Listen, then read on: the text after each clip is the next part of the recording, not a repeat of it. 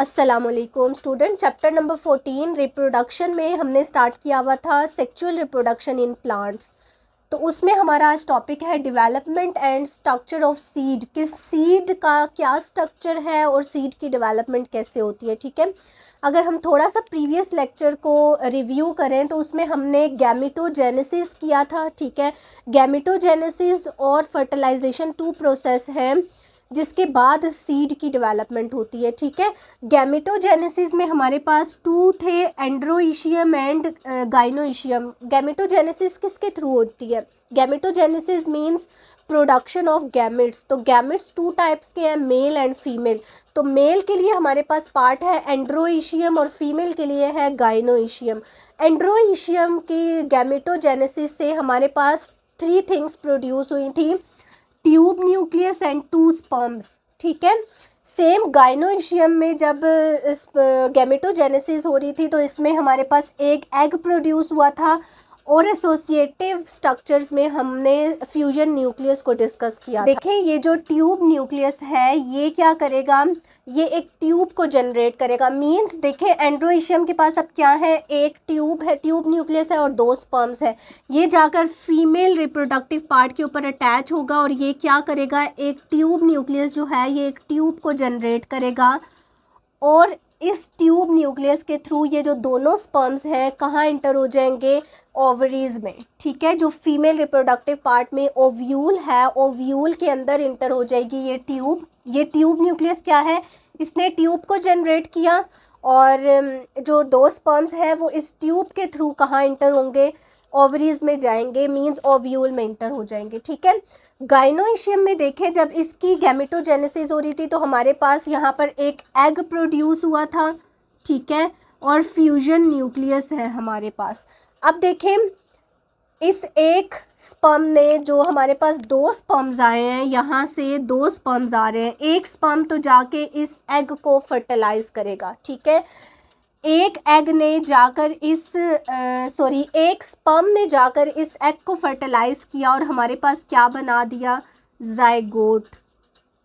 ठीक है, दूसरा स्पर्म जो है वो फ्यूजन न्यूक्लियस के पास जाएगा और उसको फर्टिलाइज करेगा और वो क्या बना देगा, एंडोस्पर्म टिश्यू बना देगा। ठीक है, जिसको हम कोटिलेडन्स भी बोलते हैं, जो एम्ब्रियो को फूड प्रोवाइड करता है जब एम्ब्रियो एक प्लांट में ग्रो कर रहा होता है। ठीक है, इनिशियल स्टेज में उसको जो प्रोवाइड करता है। तो ये हमारे पास डबल फर्टिलाइजेशन पे ये कहलाती है। यह मेरा प्रीवियस लेक्चर है, उसका मैंने थोड़ा सा ओवरव्यू आपको दिया है, क्योंकि अगर ये आपने नहीं लिया हुआ लेक्चर तो ये आपको समझ नहीं आएगा। तो ये एंडोस्पर्म्स टिश्यूज़ हैं और इस तरह से हमारे पास क्या प्रोड्यूस हुआ, जाइगोट प्रोड्यूस हुआ, जिससे आगे मज़ीद जो है वो सीड्स प्रोड्यूस होने हैं। तो यहाँ तक हमारे पास क्या है, गैमेटोजेनेसिस, जिससे गैमेट्स हमारे पास प्रोड्यूस हुए।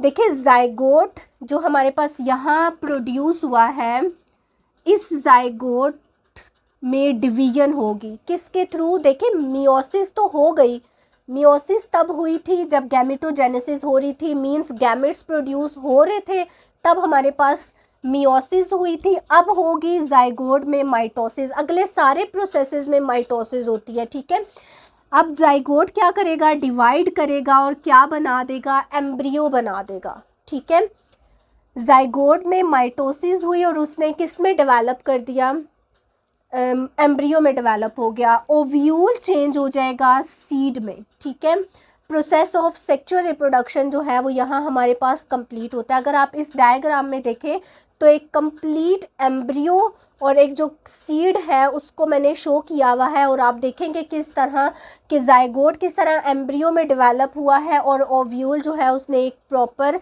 ये जो अंदर पूरा ये ओव्यूल था, ये फीमेल रिप्रोडक्टिव पार्ट का ये वाला जो ऑर्गन है ये ओव्यूल है, ओव्यूल के अंदर ओवरीज है। ठीक है, तो ओवरीज में तो देखे जब एग सेल्स ने वो जाइगोट बना दिया और उससे एम्ब्रियो बन गया, तो ये जो पूरा ओव्यूल था इसने ये किस में कन्वर्ट हो गया, सीड में। तो ये अंदर वाला जो फीमेल रिप्रोडक्टिव पार्ट में ये वाला जो ऑर्गन है ये किस में कन्वर्ट हो जाएगा, सीड में कन्वर्ट हो जाएगा।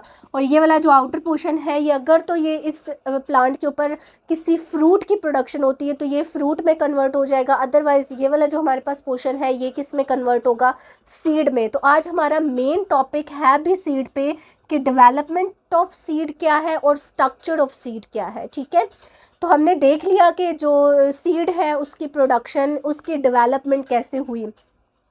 अब देखिए एंजियोस्पर्म्स और जिम्नोस्पर्म्स का मैंने थोड़ा बहुत जिक्र किया था। एंजियोस्पर्म्स वो प्लांट्स हैं जो फ्लावरिंग होते हैं, ठीक है, जिनके ऊपर फ्लावर्स की प्रोडक्शन होती है। जिम्नोस्पर्म्स नेकेड वो सीड होते हैं जिनके ऊपर कोई फ्रूट्स वगैरह फ्रूट्स में वो एनक्लोज नहीं होते, वो नेकेड सीड होते हैं। तो एंजियोस्पर्म्स में जो सीड है वो कंसिस्ट होता है 3 पार्ट्स, उसके 3 मेन पार्ट्स होते हैं। एक एम्ब्रियो, एंडोस्पर्म्स टिश्यू, ठीक है, जिसको हम कोटिलेडन्स भी बोलते हैं, और सीड कोट। ठीक है, 3 इसके मेन स्ट्रक्चर्स हैं। अगर आप यहाँ पर देखें तो एक एंजियोस्पर्म सीड को मैंने शो किया हुआ है। तो देखिए एम्ब्रियो जो है ये तो जाइगोट हो गया, ठीक है, जाइगोट एम्ब्रियो में कन्वर्ट हो जाता है। और ये हमारे पास क्या है, सीड के अंदर एक छोटा सा पार्ट होता है जिसको हम प्लांटलेट भी बोलते हैं। ठीक है, छोटा सा प्लांट कह लें कि इसी से प्लांट की डेवलपमेंट होनी होती है, यही एम्ब्रियो है। ठीक है, एंडोस्पर्म टिश्यूज़ जो है वो एंडोस्पर्म न्यूक्लियस से डेवलप हुए हैं। देखें जो जाइगोट है, जाइगोट से हमारे पास किस चीज़ की डेवलपमेंट हुई, एम्ब्रियो की। एंडोस्पर्म टिश्यू से हमारे पास डेवलप हुई, एंडोस्पर्म न्यूक्लियस से हमारे पास डेवलप हुआ एंडोस्पर्म टिश्यूज़। ठीक है, यहाँ पर हमारे पास फ्यूजन न्यूक्लियस और स्पर्म जब इन दोनों ने फर्टिलाइज़ किया था तो हमारे पास एंडोस्पर्म्स टिश्यू बना था। ठीक है, तो ये एंडोस्पर्म टिश्यू है जो बाद में हम इसको कोटिलेडन्स भी बोलते हैं। और एक जो है वॉल ऑफ ओव्यूल, ये जो वॉल है इसकी ओव्यूल की, एक तो अंदर वाला सारा स्ट्रक्चर जो है उसमें तो डबल फर्टिलाइजेशन हो गई, एक तो एम्ब्रियो में कन्वर्ट हो गया। ठीक है, इसमें एम्ब्रियो की भी डेवलपमेंट हो गई और एंडोस्पर्म टिश्यूज़ मीन्स कोटिलेडन्स भी डेवलप हो गए। इसकी जो ऊपर वाली वॉल है इस ओव्यूल का, ये जो ऊपर वाली वॉल है ये किस में कन्वर्ट हो जाती है, सीड कोट में। वॉल ऑफ ओव्यूल किस में कन्वर्ट हुई, सीड कोट में। तो 3 इसके मेन स्ट्रक्चर हैं, एम्ब्रियो, एंडोस्पर्म टिश्यूज़ और सीड कोट। ठीक है, ये किस किस तरह डेवलप हुआ ये मैंने आपको ऑलरेडी एक्सप्लेन कर दिया है। डेवलप फ्रॉम, आप देखें सीड कोट जो है ये हमारे पास सीड कोट 2 टाइप्स के हो सकते हैं। ये इंटेग्यूमेंट से डेवलप होता है। ठीक है, ये जो इसकी वॉल है ओव्यूल की वो इंटेग्यूमेंट कहलाती है। तो इंटेग्यूमेंट से हमारे पास डेवलप हुआ सीड कोड। अब सीड कोड हमारे पास थिन भी हो सकता है, थिक भी हो सकता है। अगर आपने मूंगफली खाई हुई है, ऑब्वियसली खाई हुई होगी सबने, मूंगफली के ऊपर एक रेड सा बारीक सा उसकी जो होती है एक थिन सी लेयर होती है जिसको हम उतार कर फेंक देते हैं, वो हमारे पास क्या है, वो सीड कोट होता है। ठीक है, थिन भी हो सकती है और थिक। अगर आप कोकोनट को देखें तो उसके ऊपर जो उसकी सीड कोट होती है वो बहुत ज़्यादा थिक होती है, उसको हमें कितनी मुश्किल से उतारना पड़ता है तब हमारे पास जाकर अंदर से एक सीड हमारे पास निकलता है। ठीक है, तो सीड कोट हमारे पास थिन भी हो सकती है और थिक भी हो सकती है। और ये जो ओव्यूल की वॉल है ये इंटेग्यूमेंट कहलाती है और इसी से क्या डेवलप होता है, सीड कोट की डेवलपमेंट होती है। ठीक है, scars on the seed coat क्या कहलाता है। अब देखें अगर आपने सीड को गौर से देखा है तो सीड की कोई ना कोई अटैचमेंट साइड होती है।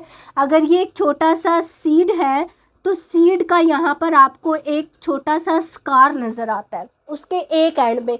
पूरा अगर वो एक गुलाई में बना हुआ है लेकिन फिर भी उसके एक एंड पे आपको स्कार नज़र आएगा। ठीक है, जो वो अटैच हुआ होता है या वो जहाँ पर उसने जिसके थ्रू स्पर्म इंटर हुआ। आप देखें यहाँ पर ट्यूब न्यूक्लियस ने यहाँ जाकर एक रास्ता बनाया और स्पर्म्स को अंदर इंटर किया ना, तो वो जो यहाँ पर होल सा क्रिएट होता है यहाँ पर स्कार रह जाता है उस होल का। ठीक है, उस होल का स्कार रह जाता है। इस स्कार को हम क्या कहते हैं, हाइलम। ठीक है। इस कार को हम क्या कहते हैं, हाइलम। ये आपने, ये बहुत इंपॉर्टेंट थिंग्स हैं इस स्ट्रक्चर ऑफ सीड में, ये आपने याद रखनी है। At one end of the hilum is a micropyle. Micropyle कहते हैं छोटे से होल को। देखिए अभी मैंने आपको बताया ना कि ये वाला जो पूरा पार्ट है ये सीड में डेवलप हो जाता है। तो ये जो ट्यूब न्यूक्लियस था, इसने ट्यूब जनरेट की और स्पर्म्स को अंदर इंटर किया। तो देखिए स्पर्म को इंटर किया तो उसने एक रास्ता बनाया, तो वो जो छोटा सा होल बनाया वो हमारे पास माइक्रोपाइल कहलाता है, ठीक है। और वहाँ पर जो छोटा सा एक स्कार रह जाता है, ठीक है, इस जगह पे स्कार छोटा सा रह जाएगा जहाँ से माइक्रो जो ट्यूब न्यूक्लियस था, वो ट्यूब जो इंटर हुई थी उसको हम हाइलम कहते हैं, वो जो उसका रास्ता होता है। और जो उसका छोटा सा वे है अंदर जाने के लिए वो हमारे पास क्या है, माइक्रोपाइल। अब देखिए माइक्रोपाइल का फंक्शन क्या है, ये मज़ीद इसको हेल्प आउट करता है सीड को। जब सीड से प्लांट की हम डेवलपमेंट करते हैं तो प्लांट की एब्जॉर्प्शन ऑफ वाटर जो है वो इसी माइक्रोपाइल के थ्रू होती है, ठीक है। ये एक अंदर छोटा सा होल होता है जो जिसके थ्रू वाटर इंटर होता है और उस सीड की डेवलपमेंट होती है और उसी से प्लांट्स की प्रोडक्शन होती है। सीड कोड का मैंने आपको फंक्शन नहीं बताया। देखें सीड कोड उसको प्रोटेक्शन प्रोवाइड कर रहा है, डिहाइड्रेशन से उसको बचा रहा है, ठीक है। सीड कोड का ये फंक्शन है। और माइक्रोपाइल का क्या फंक्शन है कि ये सीड में वाटर को एब्जॉर्ब करने में हेल्प आउट करता है। अगर हम यहाँ पर एम्ब्रियो को देखें, अब एम्ब्रियो जो मेन हमारे पास सीड के अंदर स्ट्रक्चर है ना, वो एम्ब्रियो है, ठीक है, जिससे प्लांट की डेवलपमेंट होनी है। तो एम्ब्रियो हमारे पास क्या है, एक्चुअली एक छोटा सा प्लांटलेट है, ठीक है, जो सीड के अंदर हमारे पास एम्ब्रियो है। अगर आप यहाँ पर पिक्चर में देखें तो मैंने एक क्लियर एम्ब्रियो शो किया हुआ है, ठीक है। तो एम्ब्रियो क्या करता है, एम्ब्रियो हमारे पास वो छोटा सा प्लांटलेट है, उसको हम प्लांटलेट बोलते हैं क्योंकि उसी से पूरा प्लांट जो है वो डेवलप होता है। ये भी हमारे पास 3 पार्ट पे कंसिस्ट होता है, रेडिकल, प्लोम्यूल और या फिर इसके पास 1 या 2 कोटिलेडन्स होते हैं, ठीक है। 1 और 2 मैंने इसलिए शो किया हुआ है क्योंकि कुछ सीड्स होते हैं जिनके पास 1 कोटिलेडन होता है, ठीक है। अगर आप ने लोबिया को देखा हुआ है, लोबिया जो है उसके 2 कोटिलेडन्स होते हैं। अगर आप उसको दरमियान में से अलग करना चाहें उसके 2 कोटिलेडन्स तो वो हो जाते हैं, ठीक है। इसी तरह कुछ सीड्स होते हैं जिनके पास 1 कोटिलेडन होता है। एक हमारे पास है रेडिकल पार्ट, दूसरा प्लोम्यूल है। देखिए अगर मैं यहाँ पर एक रफ सी डायग्राम को शो करूँ तो ये हमारे पास एक एम्ब्रियो है जो डेवलप हो रहा है अभी, ठीक है। तो एम्ब्रियो के हमारे पास 2 एंड्स होते हैं, एक अपर एंड और एक लोअर एंड, ठीक है। जो इसका अपर एंड होता है वो हमारे पास प्लोम्यूल कहलाता है, ठीक है। और जो इसका लोअर एंड होता है वो रेडिकल कहलाता है। अपर एंड प्लोम्यूल से हमारे पास किस चीज़ की डेवलपमेंट होगी, शूट की, ठीक है। यहाँ पर देखें जो एम्ब्रियो का अपर एंड है उससे शूट डेवलप होगा और जो इसका लोअर एंड है उससे हमारे पास किस चीज़ की डेवलपमेंट होगी, रेडिकल से रूट की डेवलपमेंट होगी, ठीक है। तो एम्ब्रियो के हमारे पास कितने पार्ट्स हैं, 2 पार्ट। अपर पार्ट हमारे पास प्लोम्यूल कहलाता है, लोअर पार्ट हमारे पास रेडिकल कहलाता है। अपर पार्ट से शूट की डेवलपमेंट होती है और लोअर पार्ट से हमारे पास रूट की डेवलपमेंट होती है। तो देखें अब इसके पास हमारे पास अगर कुछ सीड्स होते हैं जिनके पास 1 कोटिलेडन है, कुछ के पास 2 कोटिलेडन्स हैं। तो ये कोटिलेडन्स जो है ये इस एम्ब्रियो को फूड प्रोवाइड कर रहे होते हैं जब ये इनिशियल स्टेज पे ग्रो कर रहा होता है, ठीक है। तो देखें अगर हम the embryonic stem above the point of the attachment, ये अटैचमेंट साइट है कोटिलेडन की। यहाँ पर देखिए मैंने क्लियर डायग्राम को शो किया हुआ है, जिस पॉइंट पे कोटिलेडन्स अटैच होते हैं, ठीक है, उस अटैचमेंट साइट से ऊपर वाला जो पार्ट है जिससे शूट की डेवलपमेंट हो रही है वो हमारे पास क्या कहलाता है, एपिकोटाइल, ठीक है। देखें कोटिलेडन की जो अटैचमेंट साइट है एम्ब्रियो के ऊपर, उससे जो अबव वाला पोर्शन है जिससे शूट की डेवलपमेंट हो रही है वो हमारे पास क्या कहलाता है, एपिकोटाइल। और बिलो द अटैचमेंट साइट जो है जिससे रूट्स की डेवलपमेंट हो रही है वो हमारे पास क्या कहलाता है, हाइपोकोटाइल।